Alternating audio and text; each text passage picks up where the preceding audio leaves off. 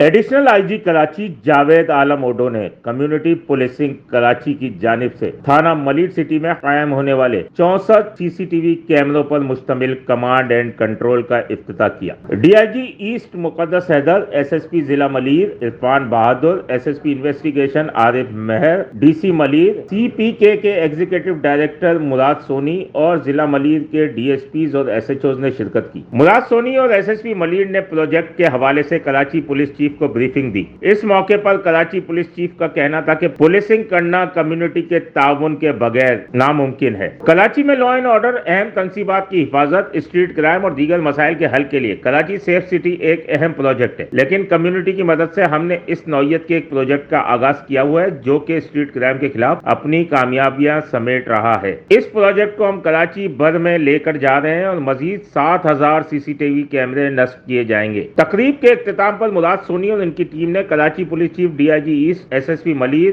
اور دیگر افسران کو اعزازی شیلڈز پیش کی۔ اس پروجیکٹ کو کامیاب بنانے والے سی پی کے کی ٹیم میں ایڈیشنل آئی جی کراچی نے تعریفی سرٹیفکیٹس بھی تقسیم کیے۔ Sameer Qureshi, C110 news, Karachi. C110 news, خبر کی اصل خبر۔